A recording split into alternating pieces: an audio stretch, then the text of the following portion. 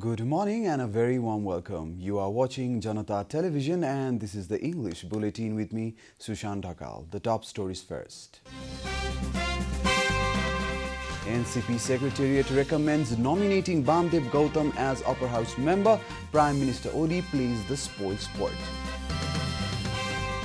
Promotion of top cops in disarray. Police force facing problem in chain of command.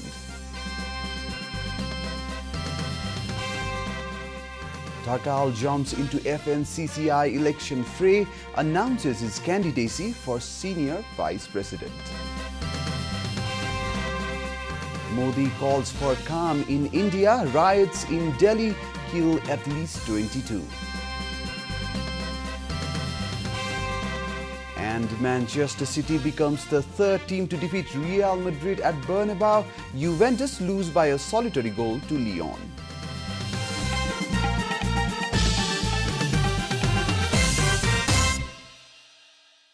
And now the news in detail. A secretariat meeting of the ruling Nepal Communist Party has recommended the party to nominate its leader Bamdev Gautam as a member of National Assembly.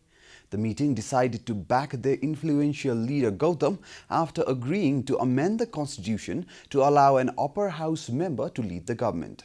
Speaking after the meeting, NCP spokesperson Narayan Kaji Shrestha said the Council of Ministers will recommend Gautam's nomination as National Assembly member.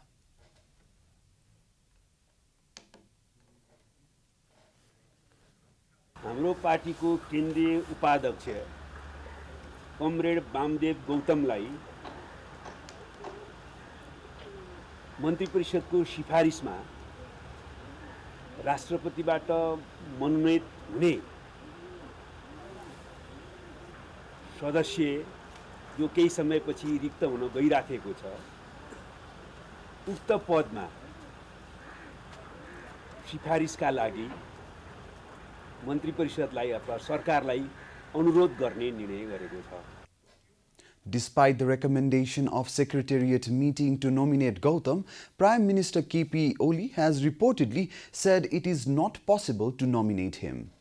It has been learned that Prime Minister played the spoil sport by recommending Yubaraj Khatiwada for the post ahead of the Secretariat decision. Lawmakers have demanded the government to investigate into the audio tape scam of erstwhile Minister for Communications and Information Technology, Gokul Prasad Baskota. Speaking at the 0 hour of the lower house meeting yesterday, lawmakers from the opposition parties demanded the Prime Minister to clarify the issue in the parliament. The opposition parties said that the government did not show any responsibility in dealing with the scandal, which involves financial irregularities of over 700 million rupees in purchase of security printing press. Likewise, lawmaker Meena Subba raised the question of why the government has remained silent on the Gokul Baskota audio tape scandal despite the Prime Minister's so-called zero tolerance towards corruption.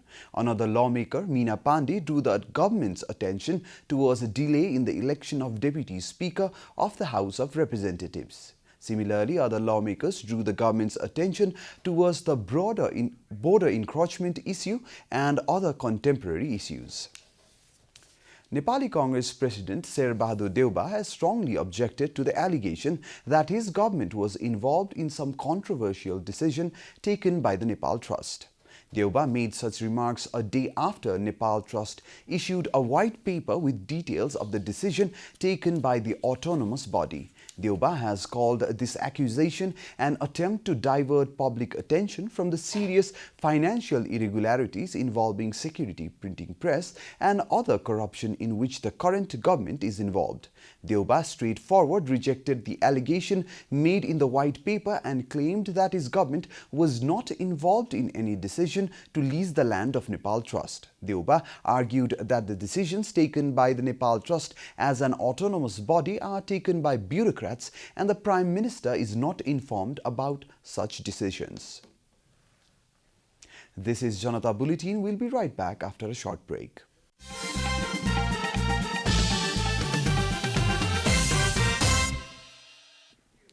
Welcome back after the break. We continue with other national news. Along with former Inspector General of Nepal Police Sarvendra Khanal, 3 AIGs and 17 DIGs have now retired from the police force. The retirement of a large number of officials from important positions in the police force has created a problem in their chain of command. The delay in promoting top police officials to the vacant posts has created a situation where many important departments of police are being handled by acting chiefs of the respective departments. IGP Thakur Gewali was working as a DIG in Province 1 before he was promoted to his current position. However, his departure has created a void and the provincial police force is being commanded by an SSP. Province 2 is under the command of DIG Pradyumna Karki, but other 4 provinces are being led by acting chiefs. The obstruction in promotion of police officials has been identified as the major problem at present. On one hand, there are many hopefuls waiting to be promoted, but on the other hand, the police force is being basically run by acting chiefs. Former Prime Minister Dr. Baburam Bhattarai has demanded that the properties of all former Prime Ministers must be investigated. Speaking at the Parliament yesterday, Dr. Bhattarai said that all former PMs as well as incumbent KP Sharma Oli must declare their properties and investigation must be conducted to why Prime Minister Oli's net worth has increased so much in so little time. भ्रष्टाचारलाई नियन्त्रण गर्ने हो भने प्रधानमन्त्री प्रधान न्यायाधीश लगायतको निगरानी गर्ने र तिनीहरूलाई समेत कारबाही गर्ने हैसियत भएको चाहिँ एउटा निकाय चाहिन्छ। त्यसलाई चाहिँ यही निर्वाचित सदनप्रति जिम्मेवार हुने जनलोकपाल एम्बुड्सम्यानको व्यवस्था गरौँ भनेर हामी त्यतिबेला भनेकै हो। His decisions during his tenure in the government with regards to the Mata Tirtha land issue and said the undemocratic approach of Prime Minister Oli raises serious questions on his decisions and their consequences. ज्ञापन पत्र बुझाउन जाँदा उहाँको अरिगाल सेनाले मलाई आएर खुकुरीले हानेको प्रसङ्ग अहिले पनि याद छ। त्यसैले उहाँले लोकमानले चाहिँ तर्साएर झुकाउँछु भन्ने ठान्नु भएको भने त्यो प्रसङ्ग उहाँले सम्झँदा राम्रो होला। त्यसले कसरी जनयुद्धमा चाहिँ आगो बालेको थियो र त्यसको परिणाम के हो त्यो सम्झँदा ठिकै होला भन्ने चाहिँ मलाई चाहिँ लाग्छ। Bhattarai also questioned as to why the land which belonged to Nepal Trust ended up with the Yeti groups and said it should be investigated upon. And now the news from the economic front.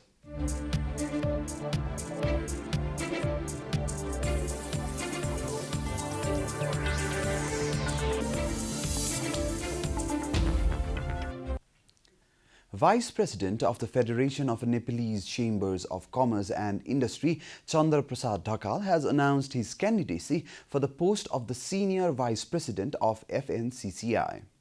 Dhakal has formally announced his candidacy for the post of the Senior Vice President of the Federation at a program organized in the capital on Wednesday.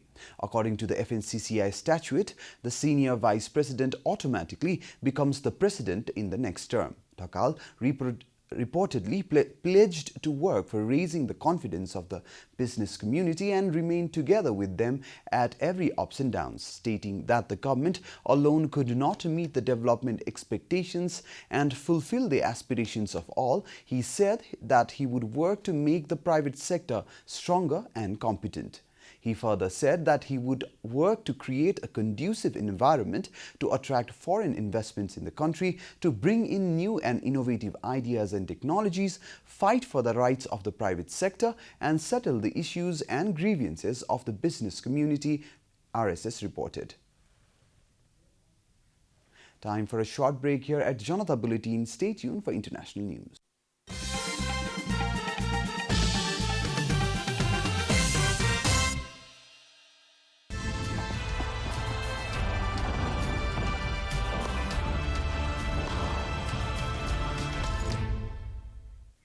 Manchester City produced a late fight back as they secured a memorable 2-1 win at Real Madrid to take control of the Champions League last 16 tie. Man City are now the third ever English team to defeat Real Madrid at the Santiago Bernabeu after Arsenal in 2006 and Liverpool in 2009. The first goal of the game was scored by Isco in the 60th minute, but it came against the run of play. Manchester City boss Pep Guardiola rallied his team from the touchline, and arguably his best player, Kevin De Bruyne, helped change the tide for the English side. De Bruyne assisted for the equalizing goal by Gabriel Jesus, and he scored from the penalty spot in the 83rd minute to give City an impressive win. City will now host Real Madrid at the Etihad in 3 weeks' time and will need to avoid any slip-ups to qualify for the next round. In another match, Italian champions Juventus were defeated by a solitary goal against French Ligue 1 strugglers Lyon. Lucas Tossart scored the only goal of the game. Juventus will have to defeat Lyon at home and stop them from scoring to qualify for the next round. Five-time Grand Slam champion Maria Sharapova bid her farewell to the tennis world at the age of 32. In an article written for Vogue and Vanity Fair, Sharapova said her body had become a distraction after a struggle with soldier injuries, reported BBC. The Russian won her first Grand Slam at Wimbledon in 2004, aged 17, and completed the career slam all 4 major titles by winning the French Open in 2012. She is only the 10th ever player in the women's contingent to do so. She has dropped to 373 in the world, her lowest ranking since August 2002, and has lost in the first round of her past 3 Grand Slam tournaments. I'm new to this, so please forgive me. Tennis, I'm saying goodbye, BBC reported Sharapova as saying. A clinical performance from the Australian side dismantled South Africa as the Aussies sealed the 3-match series 2-1. After winning the toss, the Proteas chose to field first, but 50s from Warner and Finch helped the men in yellow post a huge total of 193. In reply, the South African side were reduced to 65 for 5 at the midway stage and collapsed eventually for 96 runs, losing the match by 97 and the series by 2-1. South Africa failed to win a 4th successive home series and will go a full calendar year without a trophy since they beat Sri Lanka at home last March. We are at the end of Janata Bulletin and the headlines once again. NCP Secretariat recommends nominating Bamdev Gautam as Upper House member. Prime Minister Oli plays the spoil sport. Promotion of top cops in disarray, police force facing problem in chain of command. Dhakal jumps into FNCCI election fray, announces his candidacy for senior vice president. Modi calls for calm in India, riots in Delhi kill at least 22.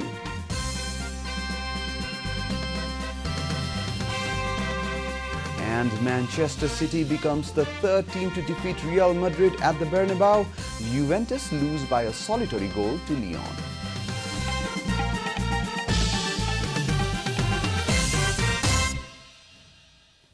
And that's all from the English News Desk for today. You can follow Janata Television and our programs on various social media platforms, including on our website janatasamachar.com. Keep watching Janata Television. Namaste.